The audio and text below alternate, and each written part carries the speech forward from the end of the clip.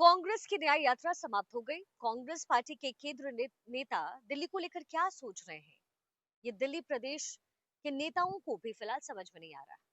केंद्रीय नेतृत्व की मंजूरी से प्रदेश अध्यक्ष देवेंद्र यादव ने दिल्ली में न्याय यात्रा की योजना एक बनाई। कहा गया कि भाई राहुल गांधी की भारत जोड़ो न्याय यात्रा की तर्ज पर ही कांग्रेस दिल्ली के सभी 70 विधानसभा सीटों में ये यात्रा लेकर जाएगी। 2 महीने बाद होने वाले विधानसभा चुनाव से पहले कांग्रेस की एक बड़ी महत्वाकांक्षी योजना थी। कहा जा रहा था कि कांग्रेस के सारे शीर्ष नेता इस यात्रा का हिस्सा बनेंगे, लेकिन 4 चरण में 1 महीने चलने के बाद ये यात्रा हो गई खत्म। लेकिन कांग्रेस के किसी बड़े नेता ने इसमें हिस्सा नहीं लिया। जैसे तैसे प्रदेश कमेटी के नेताओं ने एक दिन थोड़ी देर के लिए हिमाचल प्रदेश के मुख्यमंत्री सुखविंदर सिंह सुक्खू को यात्रा में शामिल करवाने में वो कामयाब रह गए। यात्रा की शुरुआत करने में भी राहुल गांधी पहुंचे नहीं और कहा जा रहा था कि किसी दिन वो यात्रा में पैदल भी चलेंगे, लेकिन ये समय कभी आया ही नहीं।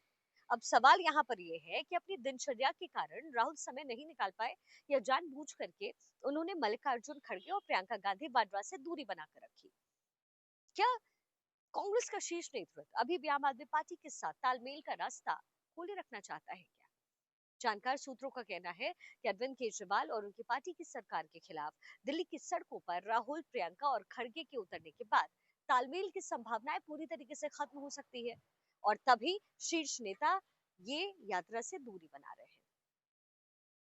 हालांकि केजरीवाल के तेवर से अब लगता तो नहीं है कि वो तालमेल के लिए दिल्ली में तैयार भी होंगे, लेकिन ये दूरी है क्यों, ये भी समझना जरूरी है। क्या उत्तर प्रदेश को ये साथ पसंद है?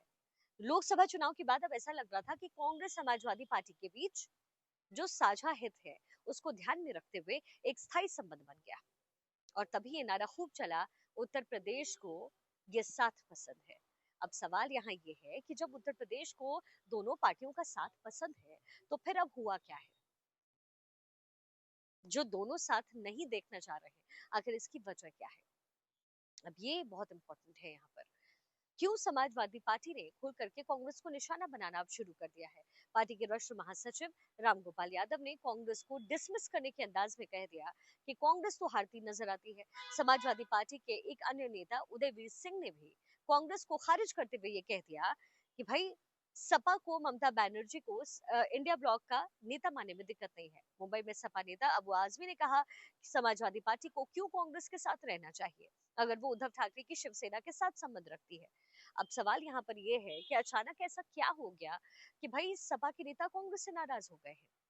एक कारण तो उद्धव ठाकरे की पार्टी द्वारा बाबरी विध्वंस में शामिल करने पे जो विज्ञापन उन्होंने दिया उनकी तारीफ करते हुए वो था।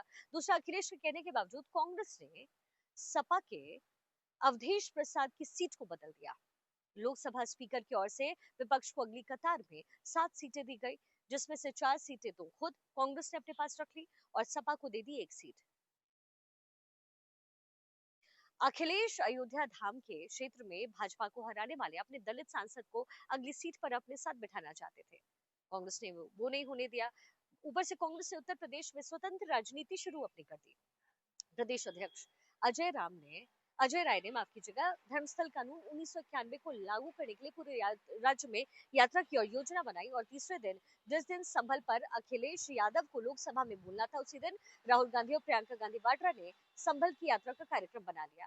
अब ऐसा लग रहा है कि सपा को कांग्रेस की स्वतंत्र राजनीति पसंद नहीं आ रही।